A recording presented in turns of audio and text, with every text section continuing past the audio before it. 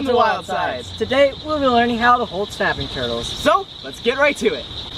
Alright guys, so when you're handling these turtles, you actually don't want to put your hand on top of it. Because these guys have really long necks. They can extend their neck all the way back and bite you. So what you want to do, like that, is you kind of want to grab their tail and then put one hand underneath on their underbelly. Just like that. You see? And this right here probably weighs like 20 pounds. Not the lightest dude. This is a common snapping turtle. There's an alligator snapping turtle, and the reason they're called alligator snapping turtles is because they have ridges on their back, little bumps or spikes. Get bit on the foot.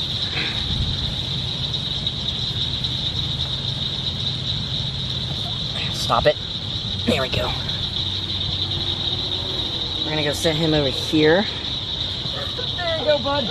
This is our second one that we caught. His head's right there. So there's his head. We're gonna try to look for his tail. Oh, look at his tail. This is cool. He has like these little dinosaur scales. Coming right towards you, Alec. Woo!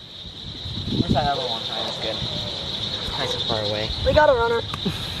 Alrighty, so you see their teeth are little beaks. So what it is, it's serrated. So pretty much what these guys do, these are sit and wait predators. They'll sit on the bottom, kind of bury mud on top of them, and they'll wait for a little fish or tadpole or frog to come by. They have their little tongue out, which kind of looks like a worm. It's pink. And what they do is they wiggle it around, try to bait a fish in, and once that fish gets really close, they pop out at it. I love snapping turtles. They're like the living dinosaurs. So these guys, they're dangerous, but the worst thing is, you see those beak right there, how it has that little lip? So that whole beak is serrated. So it's kind of like scissors, but a lot more powerful. It's not powerful enough to take off your finger. We could show you later with a stick.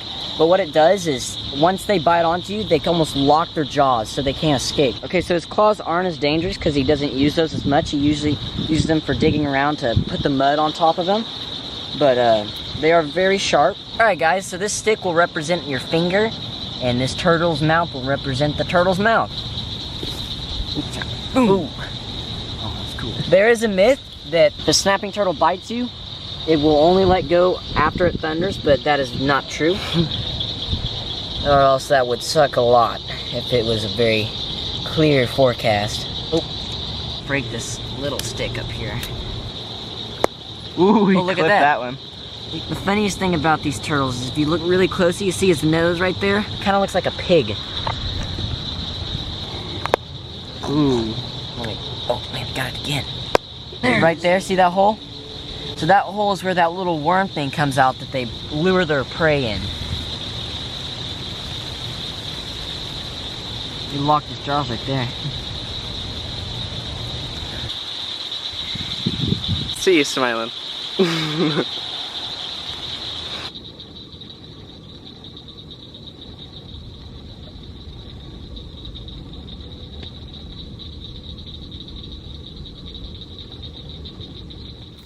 Well guys, I hope you enjoyed learning how to hold snapping turtles. My name's Alec. My name's Jack. Stay wild. Be nimble, be quick, And we'll see you next time.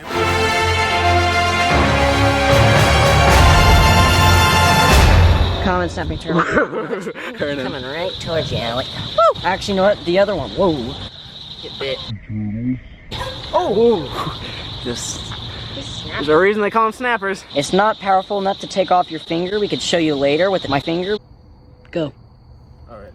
How are we gonna do this? Just kind of. We'll just pop up, I guess. Is this the start? This is the end. For which one? The snapping turtle. Okay, So, we're good. 3, 2, 1. Well, guys, I hope you enjoyed learning how to hold snapping turtles. Shut up, okay? The squirrels are attacking each other. I'm still filming.